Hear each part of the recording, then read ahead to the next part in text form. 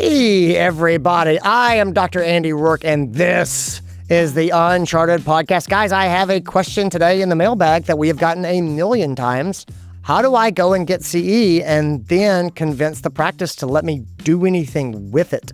That's what we get into. We break down taking CE and bringing it back effectively into the practice. This is going to be one that a lot of people are going to be interested in because I get it all the time. I'm doing with my good friend Maria Pirita, and we break this down. And Maria made some wonderful handouts and worksheets for this podcast. You can download them in the show notes right now. We get into what they are, but we've got some extra heft for this episode. And the last thing I'm going to mention before we jump into it, because we talk about it a little bit in this episode, we are going to be in Orlando on Friday, January the 16th at the Uncharted Vet Conference. It'll be me and Maria and the Uncharted team, and we are doing our conference. It is a one-day program. It is the most affordable, accessible, available, in-person Uncharted event we have ever had. Come, bring your leadership partners. If you're a medical director, bring your practice manager. You guys come, be a dynamic duo, learn together, take that stuff back to your practice, support each other, and make some real changes.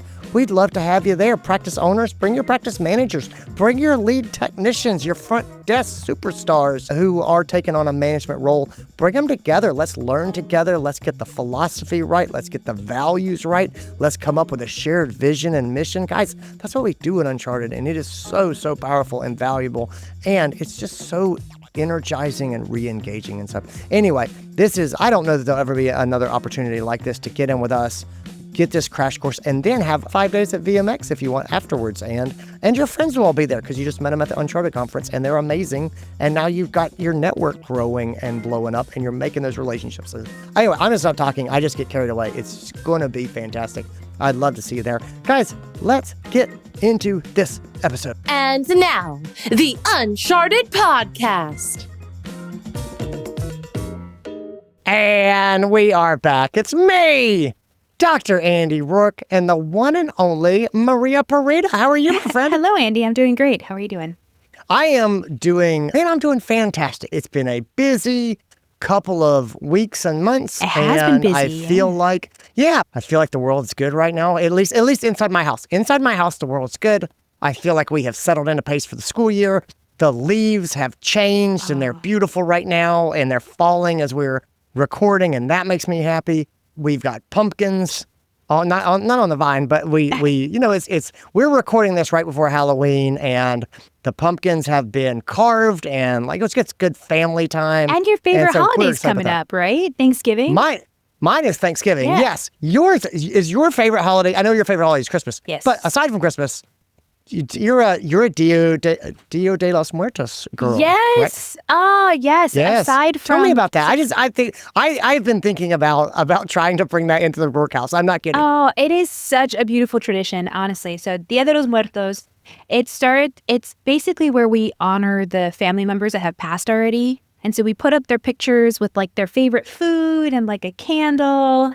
And it's such a beautiful time because you put up your ofrenda in the beginning of the month. And then you kind of have this, every day you kind of walk by it and your heart just kind of swells for these people that, you miss and you love. And you get reminded to share stories about them. So it's funny because today I was just sharing a story with my husband and I'm like, did I share that because I saw the ofrenda this morning and it kind of triggered these memories? And so it's such a beautiful time, and a lot of people will go and they'll clean up grave sites. And I get a lot of questions. It's isn't that kind of sad though? And I was just like, it's sad, but it's also in a heartwarming way because it reminds us that when people leave us, we're the ones that keep their memories alive, right? Just because they're gone doesn't mean that we have to miss them. We can absolutely talk about the way that they impacted us and the way that they loved us and all of these things. So it's a really great tradition. And I didn't start putting it up until I lost somebody very close to me. And that's essentially how it started. And now it's kind of sad because after these many years have gone by, it's been 10 years. So it grows, more and more photos get up there. And you would think that's so sad. But it kind of reminds you of just one day we'll reunite, right? So it's just I have all of these friends on the other side, if you will. And so death is a very regular part of life. And in my culture, we just kind of celebrate as yes, it's a very regular part of life. And for that reason, you should be very grateful for all of the opportunity you have today. That is in the future, but it is not today. And so it's definitely a gratitude exercise. Yeah, You know what I mean? totally. It's definitely this is, I'm grateful for these memories. I'm going to remember these people and smile about them. And also, nothing is guaranteed. And so I'm going to make the most out of these days. And so I think that's really beautiful. So I like that a lot. Speaking of remembering things, Things, yeah. we have a mailbag. We have a mailbag that is super, super common. I really love seeing this come in. So the mailbag says, why is it that veterinary practices send their veterinary assistants and credentialed technicians to continuing education, but have a hard time implementing change when those individuals come back to the practice to share what they've learned? So that's the initial question. How can I best implement change? What is the point of doing CE if the team doesn't want to implement or improve? I'm talking about evidence-based studies, not just anecdotal evidence. Thank you. So yeah, that's what we got from the mailbag. I love that question. We get that question a lot of like, what do I do with this CE? It's quite literally the reason you even started Uncharted, I think, is because implementation is hard. You're spot on. I can see this. I'm glad you said that. That was the reason we started Uncharted. We call it the conference that never ends, is because I've spent my career traveling around, doing talks. Everybody in the room gets really excited, and they all go back to their practice, and very little actually changes. And so Uncharted was a whole attempt to try to have some accountability around that, to try to have this like ongoing, ongoing support to get implementation to actually make change happen. So yeah, I think you're spot on. Anyway, I think the first thing is this is really common. It's really, really common. And so I always say that to the people who ask, like, don't take it personally. There's things that we can do, but also know that this is not your practice problem. This is most practice problems. Yeah, I totally agree with you. And I just want to shout out too for the person that submitted in this mailbag, because implementation is really difficult and most of us are not that good at it. If you can master this skill, it will take you to so many different places. And I will tell you this story, Andy, because it's one of my favorite stories. But when I was a practice manager, we worked closely with this consulting company that had 4 conferences per year. And one of them was a practice owners only conference. And it was always the one with the best location, Andy. I'm talking like Hawaii, Cabo, all of these things.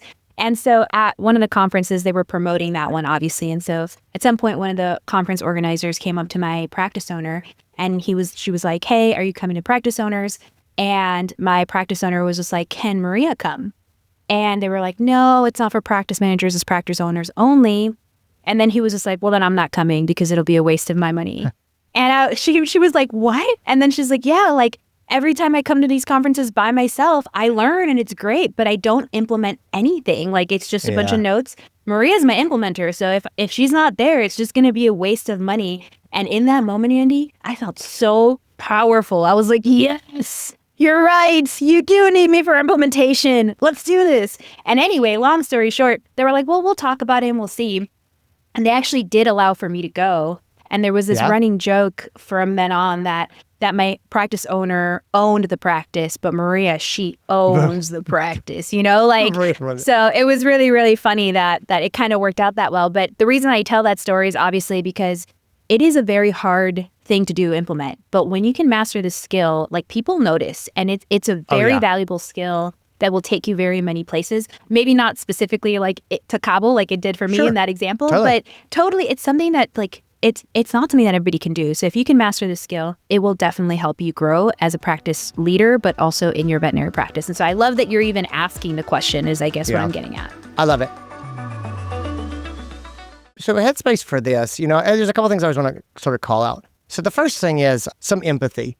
And people always say, well, I go into the CE and then why am I not allowed to implement it? And I was like, imagine that everyone who went to CE was allowed to go and then come back, and then their ideas would be implemented straight away. It would be complete chaos. Things would get changed, and they would get changed back the other way, and it would just be complete pandemonium. Keeping up with what we're doing now would just be a madhouse. But it sounds super simplistic, but it's also something I sort of call out. It makes sense why not everything that gets absorbed at a CE event can then come back and immediately be made policy. And I just let's just put that on the table as a practical matter. The other thing in Headspace that I'll sort of start off with is, remember there's 2 kinds of CE, right? There's CE for your personal development, and then there's CE around practice operations. And so if I go and I'm taught, hey, Andy, this is how you do a splenectomy, then I can implement that immediately. Like, it just involves me. Like, everything is set up. I can do that. If you say, Andy, this is how you have more effective conversations in the exam room, again, 100% implementation. That is on me.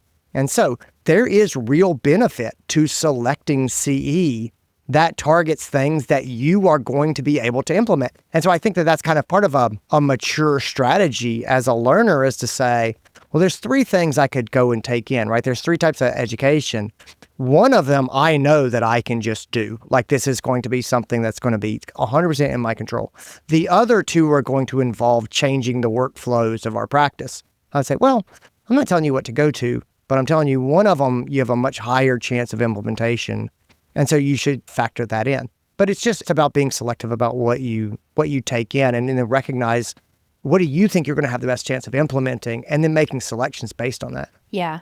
And I think that that's such a crucial part of going to CE and selecting CE in the first place. But it all kind of ties back down to the expectation that you do have for your team, right? Because if we're talking about we're going to go all together to the CE, what is the expectation not only during the CE, but when we come back? And you're only going to be able to set those expectations if you have those conversations. And I'll talk more about this when we get to action steps, but I think it's important to note that for Headspace, because obviously so many other factors depend on it. Like, I've seen practice managers that, they pay for the CE, but not for the stay. And so the people are like, okay, well, since I'm paying for part of this, then I'm going to go to CE that only develops myself, right? And that's where their mindset is. I'll take that with me if I leave. Exactly. Like, that's something that I can take with me. And so a lot of this is also truly like, have we set the expectation of, hey, let's look at the CE calendar and what we're going to be able to bring back to the clinic.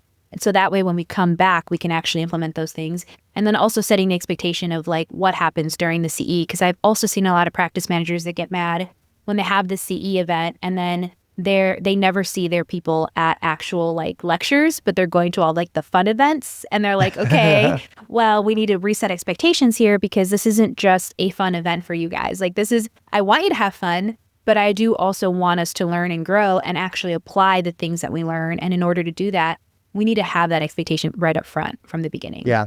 There's a leadership competency that we talk about in a number of the Uncharted courses called organizational awareness. And so basically, organizational awareness is looking around at your organization, at your practice, and understanding which way the wind is blowing. Like, what is seen as a priority right now? What is getting support? What is getting attention? And what is not seen as a priority right now? And what is not getting support? And what is not getting attention? And it's an upper level skill for leaders, but it's pretty commonsensical. But if there's no move on the part of your practice to redo your anesthesia protocols and your induction protocols, and you just go and get CE on those things, and you come back and go, let's change this, you're probably not going to be able to count on a lot of support. Not because you've done anything bad, or not even because your practice doesn't need it. It's just there was nothing in the background that was going to increase the chances of success for this. And again, this is about being smart about your own development and where you put your effort and your energy. But that organizational awareness of, is there a problem that this continuing education would solve? Is there a desire for our practice to expand and improve in this way? We just got a new ultrasound machine at our practice, and it's really nice. Like, I am intimidated to touch it. I'm not going to lie. Like, I'm not bad. I've taken ultrasound courses, it is the shiny, brand new, beautiful machine. And if I was going to do CE right now, I'd probably jump back and take some more ultrasound CE. And I was like, we've got this piece of equipment. There is organizational support for getting the most out of it and using it and utilizing it. And if I came back, 1, I could train myself and I would get to take advantage of this great thing. But then 2, my suggestions about how we can better utilize it, they're going to get heard. Yeah. Because there was a behind the scenes drive to make this happen. And again, that sounds commonsensical, but there's a lot of people who have just never thought of that, or they don't understand it. And again, a lot of us just go to CE and we kind of go, well, that looks interesting, or that looks good, or that person's a famous lecturer, so let's go see them. If your goal is really implementation, there's strategy in picking what you're going to do before you go. And then the last part I would say about sort of headspace around the CE and stuff is, everybody loves the idea of change. We all get excited about possibilities and what could be. Very few people actually like to change. I was talking to one of my friends who's an engineer, and he was talking about static friction. And static friction is in physics. It's that tension that if you want to move something, you have to overcome the static friction before it'll move, right? It's like when you're pushing the boulder and you're pushing and pushing, and then finally it starts to roll. And then once you got it rolling, it can go. There's a lot of static friction around the systems and processes that we have in place in a practice, right? Like the devil known is much less scary than the devil unknown. And again, people don't know what it's going to be like if we change it, but we know what it's like right now. And so we have to sort of push and overcome that natural resistance to change. And so I think that's why that happens. I think that's why technicians go and get CE and then nothing changes. I think there's a number of good reasons why that is. It doesn't mean we can't work through it, but I think it helps me to at least understand it's generally not because people don't respect you. It's generally not because your practice doesn't care about doing the best medicine. I think that those are kind of negative headspaces that we can get into. Yeah. But I don't think that's really representative of usually what's actually going on or why things are going the way that they're going. I have two more things actually for Headspace too, and two more reasons why this happens. So one of them is the obvious, right? Like imagine that most of your veterinary systems technicians or your practice manager or practice owner went to CE and you're coming back to the practice, you're in catch-up mode. If some of you guys were just gone for a little bit, like you have to remember that you are in catch-up mode and you're going to lose the momentum of the CE, that excitement of the courses that they took. You're going to lose them because immediately you're back in it. And so that's why I do believe that, and I'll talk more about this in action steps, that there should be some sort of meeting after your CE, but you will lose that momentum because we're busy. So like, it's obvious. You're really busy. It doesn't come from bad intention, but really look at the schedule. Look at what people are coming back to when they are coming back. And are they in catch-up mode? Because if so, that's what causes us to lose some momentum there.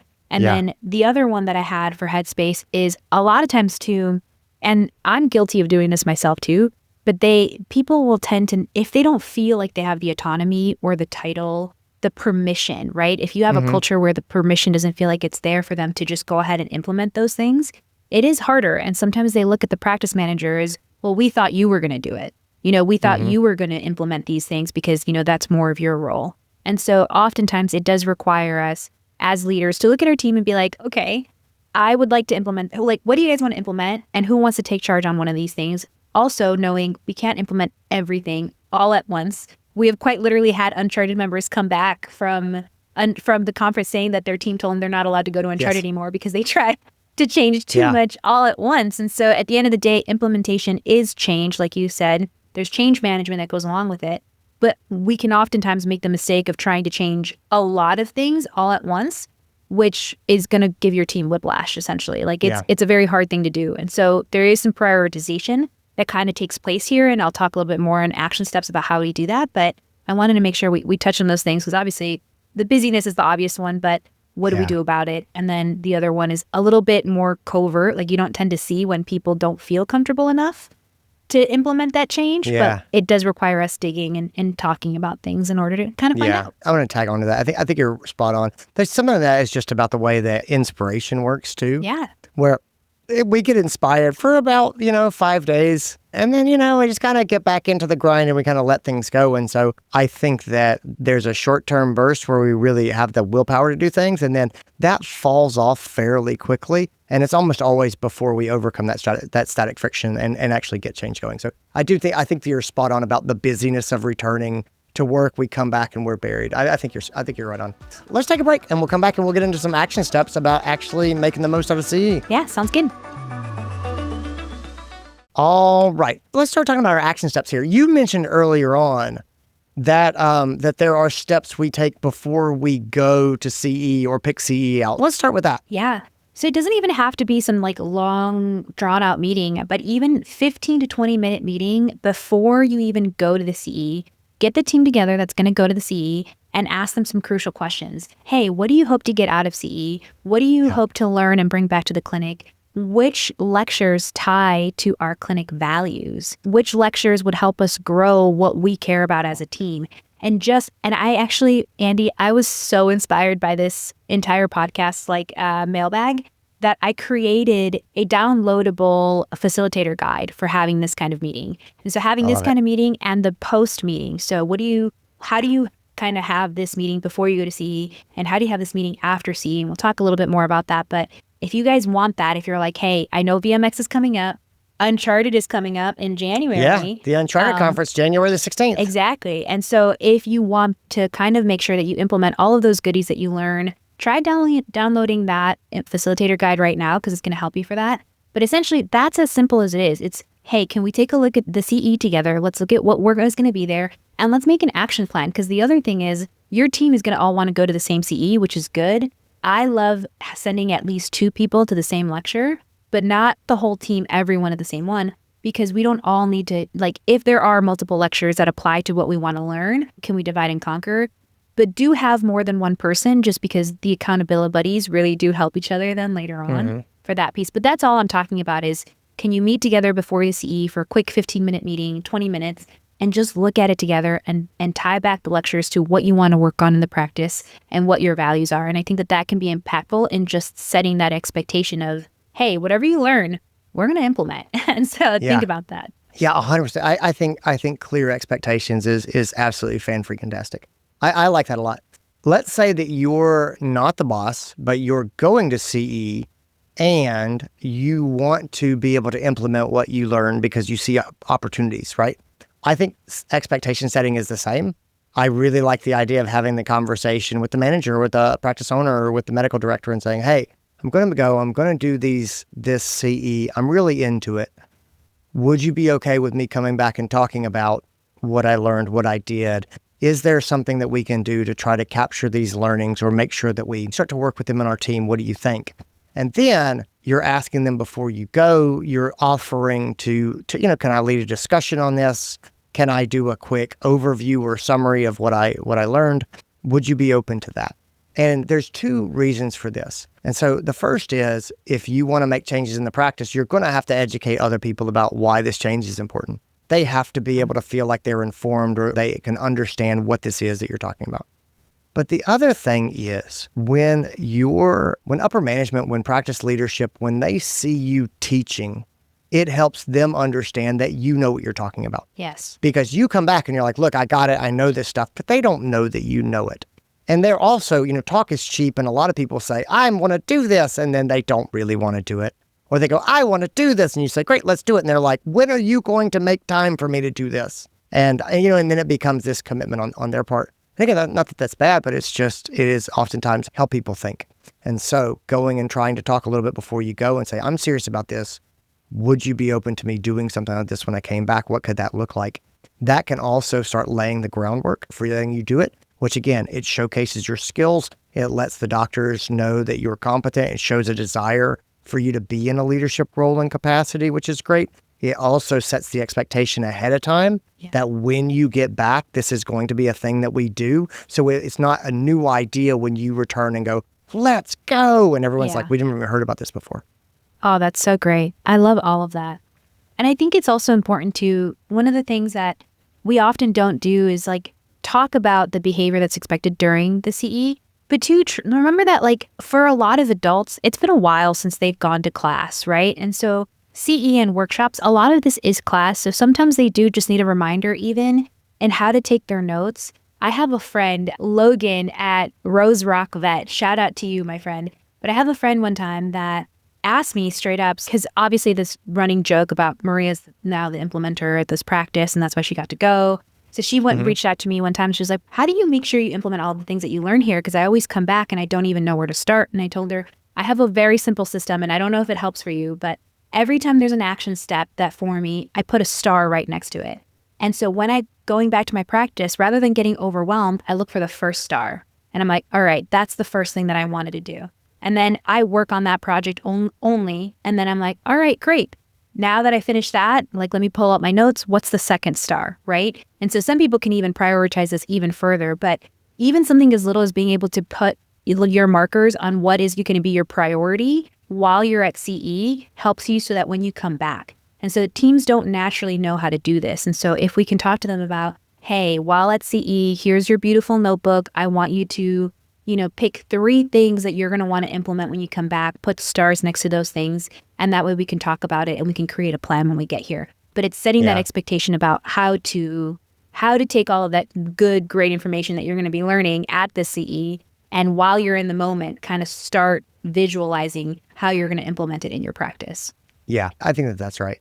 I think one of the big action steps for me, and this might be headspace, but I don't think so. I think it's action step. Most people need to do less CE, more intentional CE, and then they need to focus more on implementation.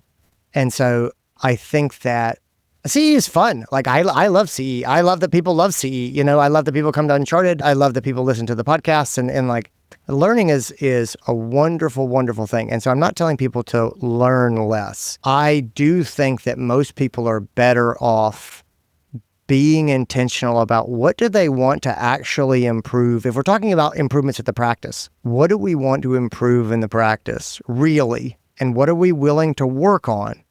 And then let's get some good CE on that. And maybe not something that's just going to be superficial. Maybe we can go and let's try to figure out how to get enough continuing education and get it for enough people that we're really able to sort of hit a tipping point in our practice and get people on board and get people comfortable. I see a lot of people that are they're skimmers. They kind of skim the top and they get a little derm and a little optho and I get a little neuro. That's how I am with medicine. I kind of pick up a pearl here and look at this and I get bored. So I kind of look at this, that, and the other thing.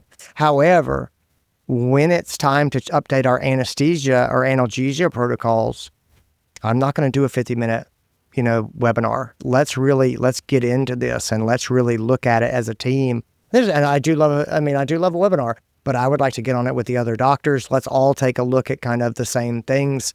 Let's do CE with the intention of making changes or making choices, or let's do CE with the intention that we're going to come back to the practice and then we're going to start using these medications. I'll never forget the best rollout of a drug I ever saw, and this is not a sponsored thing or anything, but the best rollout I ever saw in practice was Dexdomitor. When Dexdomitor rolled out, the company that was putting it out did a really good job of doing, dinner meetings at in local areas so that the vets could go and learn about the drug, and then they would have the specialist, at least our practice, they had a specialist come out and be like, great guys, we're going to be using this today in our analgesia and in our anesthesia patients. And I'm going to be here. I'm going to watch you guys. And we use that stuff under sort of supervision with somebody who's very comfortable with it. And that really broke the ice. And before long, we used a lot of Dexdomitor. But that was probably the smoothest large transition because it's a big deal. Yeah. It's a big deal to change that for a lot of vets when they've got their own cocktail that they're used to using. Yeah, absolutely. Mm-hmm. But it went really well. But it was because they the practice owner layered in good continuing education. They had a clear reason that we were doing this. They had a support system. They set expectations of, guys, we are now doing this and you're going to do it. And you're going to do it under supervision, but you're going to use this product and we're going to see how it goes. And then we're going to talk about it. But I really think that is the best example of how you take educational content, take continuing education, and actually get change. And again, I know that's a best case scenario, but I think that's the cookbook. I love that you use that example because it resonates so much with the way that company did roll out Dexdomitor in general. Because I do remember that they were like so willing to do lunch and learns, and if your team had questions, they gave you the number to go and call, and none of that was by accident. That was all manufactured. That was a plan by the company that was like, we're going to roll out something new, and these are the different phases that we're going to be doing. And I think that your team also needs to do that when they're trying to implement something new. And so that's why the post-CE meeting is almost as important as the pre-CE meeting. But if only there was a template or resources that we could have to help us do that meeting that was downloadable. Lucky for you, that is also in that same downloadable resource is the pre-meeting and the post-meeting. So really, and that is part of it, because say that, your technician is really jazzed about this new fear-free protocol and that you're going to bring it into your practice. Part of the question in that meeting is, how are you going to get the whole team on board with this, right? What is your plan? Like, do you need to schedule a lunch and learn on how to do this thing? Do we need the resources? But that's just one question, right? But really making them a part of the plan for implementation is how we get good buy-in, right? Because now there's ownership. Now there's accountability. And so whether you have those meetings as one-on-ones after the session or whether you have them as a group, I'm a big fan of doing them as a group, especially if we all attended the same session, because we can then like vote on what's most important, right? And maybe you can Yeah. speak to this a little bit, Andy, but you do a fabulous job at putting together SWOT sessions, but you could do a post-CE SWOT session of like, what are the opportunities here? What are the Yes. threats? How can we, what do we need to prioritize from this CE? Because we obviously can't implement everything at once. But now when you have everybody together on this meeting, you've almost gotten their buy-in also, right? So they've all agreed we're going to prioritize the fear-free thing first, then the anesthesia thing, then the other protocol that we learned, right? But they've gotten to choose that format. And so they're going to have that ownership. They're going to have the accountability to really implement it after that. I really like that a lot too. I would say so I love that exercise, and I love thinking about what's good about what we just learned. What is interesting to you all? What is encouraging? Then what are the weaknesses in just what we learned? What are the friction points? What would be the challenges of implementing here? And then what opportunities do we have? Like, are there ways that we could use what we learned in this practice? What do you guys think? What are the opportunities here for us to improve? And then the threats would be, what are the things, if we start to pursue these opportunities, what are we going to look out for? What are the things that we're going to measure? What are the things we're going to monitor? What are we going to pay close attention to? I think it's a great way to set that up. I think before I could lead the team through that exercise, and this is an important part about CE, this is an important part about buy-in in general, but definitely for CE, I think if you want to be able to use CE to make changes in your practice, when you talk about that CE, you should not start off by talking about the CE. You should start off talking about the problems and the promises. And so when I talk about problems and promises means, what problem is this change you're wanting to make going to solve? Or what are the promises is, what promise will this change fulfill? And so what I mean is, let's take this dexdomitor for example. What is the problem is we've got a lot of patients that come in and they might require sedation. We don't want to be doing things that are painful to our patients. And at the same time, let's just say that sedating is a real headache because then we have to babysit the pet all day. And sometimes they go home woozy and wobbly and we don't like that. And that's the problem that we have. I think the best way to start talking about, say, dexdomitor is to talk about that and say, look, the problem is this. Here's a potential solution. I think we should look into this solution to solve this problem that we all agree exists. And again, and this is nothing about dexdomitor. I'm just pulling it as an example. The promise is to say fear-free. I don't know that people in a lot of practices are like, our pets are terrified. Maybe they are. And if they are, then I hope they'll do something about it. But fear-free is more to me about a promise. What if we could do better? What if we could be kinder to our patients? What if we could deliver a significantly better experience in our practice? Isn't that something that we should pursue? Isn't that something that aligns with our mission? I want to look at fear-free. I want to see if it's stuff that we should be doing. I want to see if it would really make our practice into the type of place that we all aspire to. Will you guys look at this with me in hopes it might help us go to the next level or really make our practice just feel good? Were you guys up for that? And that's sort of the promise aspect. And so sometimes we do things that aren't necessarily fixing a problem, but they're important to our mission and who we are and the type of medicine we're going to practice. And so I think calling those things out and either saying, here's a problem or here's a promise that I think we should try to fulfill and then go into the CE. I think that's much easier than just saying, guys, I've taken this ultrasound course and here's what I think we should change about our ultrasound. Everybody's going to kind of rock back and go, to what end? To what point?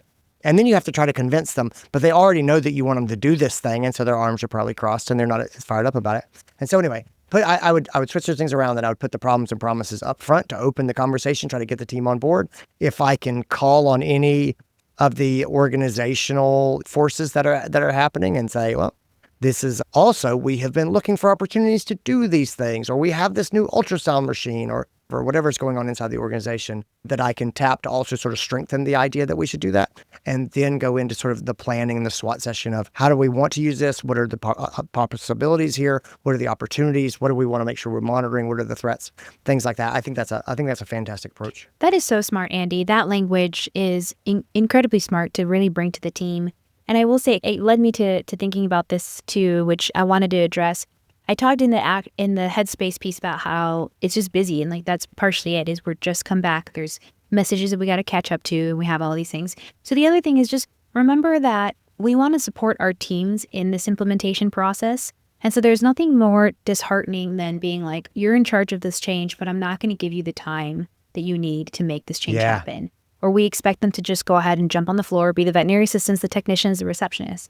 And so there's a great power that comes with, and this is partially why change is disliked too, is they do just see this as more work. Like, yes, yeah. This is just more work. We got to learn a new thing. Like, I've got a way that works, and now you want me to learn a new way that I'm not confident about. Yeah, I agree. 1,000%. And so this is why I'm a big fan of when you're going to follow up on the CE, say you had your SWAT meeting now, say you had everything, you lay down expectations, follow up with them, but make sure you're asking them what resources they need. Because if you can just even cover the front desk for an hour for them so that they can go and work on the protocol that they're going to type up or the workshop that they're going to lead or whatever it is, it's really hard for us to just go ahead and expect implementation, but also expect them to do their regular duties, especially catching up after being gone for whatever CE.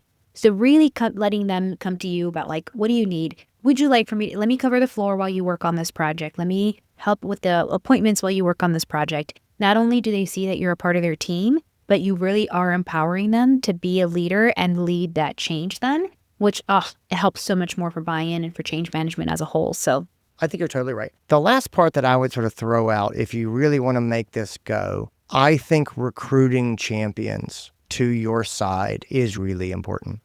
And so you might go and you might say, I really want to do this continuing education. I want to change up. Maybe I feel like maybe I'm a vet and I think we should be using different blood panels than the one that we use. Let's say that there's, whatever our standard wellness blood panel is, like say maybe there's a slightly different one that I feel like we should have. Maybe I feel like it should really include a heartworm test and it currently doesn't, but like we should put it on there. Are there other people in the practice who I think would agree with me or would get excited about this? And maybe before I start to beat the drum and really try to take this to management or to try to push to get the staff on board, maybe I'm going to go have some one-on-one conversations with those sorts of people. And so these are people I either believe could get excited about this. And so then when I go and say, hey guys, I would like to have this conversation, I know I have a wingman, somebody else that's on board with me to sort of help with this conversation and help me push this load.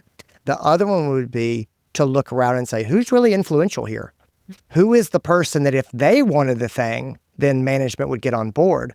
If I need something, let's say I need the practice manager to get on board so I can talk to the staff, can I get the medical director on board? And if so, then can the medical director go with me and we can go talk to the practice manager?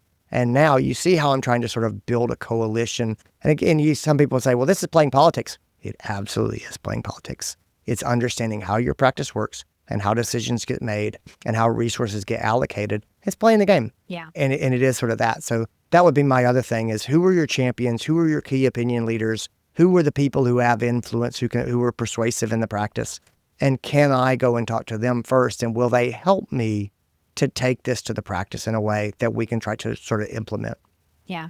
I have one last one myself, actually. And it's pretty obvious, but it is absolutely, as always, praise the behavior you want to see. Are you celebrating this out loud? Like, I am a big fan of taking pictures of the team at CE, posting it on social media, letting the clients know, hey, our team is learning about the newest technology in medicine so that they can bring it back to our clinic. We are so proud of them. But even that kind of stuff, like you've now given them a reputation of, hey, they're bringing new stuff back to our clinic and the clients are seeing it and they're getting excited about it. But then also like making sure we're celebrating when they do implement something like, oh yeah, I'm so proud of Andy. He brought this back from Uncharted 2026. He went January 16th. He learned all about communication from Maria Pirita, who was amazing, by the way. And so as a result, he implemented these new communication styles and it has been wonderful. Way to go, Andy. Like, so proud of all the work that you're doing. But even that alone, right? Like, it is just so impactful because you're not just praising the fact that they went to CE. You're praising the fact that they implemented the change from CE. Yeah. Other people see that. Other people notice that. And so don't forget that there's power in celebrating those kinds of things. And yeah, I completely. That's such a great call out. What a nice way to wrap everything up. Oh, Maria, this is wonderful. I will put links to the resources that you so kindly made into the show notes so people can grab those and download them. Okay, if you have questions for us, send them into the mailbag. The email address is podcast@unchartedvet.com. That's podcast@unchartedvet.com. Also, if you're like, I would love to do some Uncharted CE. Come and hang out with us. January 16th, which is a Friday, we will be in Orlando, Florida, running the Uncharted Veterinary Conference. I will be teaching on coaching and developing talent. Maria, you are doing Communication. Yeah. From frustration to flow. That's right. How do we communicate within our practices to kind of move faster, easier, and better overall? So I'm pretty excited. And that is just a sampling of the things that will be going on there. Come and check it out. It is the most affordable, accessible Uncharted we've ever had. And if you're like, I want to go, and also I want to bring my implementer with me, bring them on. Yeah. We're happy to have them. We'd love to have leaders. We'd love to have anybody who wants to be a leader in their career and their practice, people who want to learn and grow and develop in their soft skills. That's our jam. That's what we do. And so anyway, I'd love to see you guys in January. That's all I got. Thanks for being here, Maria. Thanks to you. Thank you, Andy. Bye, everyone. Bye, everybody. And that's what we got. Guys, thanks for being here. Podcast at unchartedvet.com. Don't forget to download your resources. Gang, I would love to see you in person in Orlando. Come and check us out at the Uncharted Conference the day before VMX kicks off. We'll see you there. All right. Take care, guys. Bye.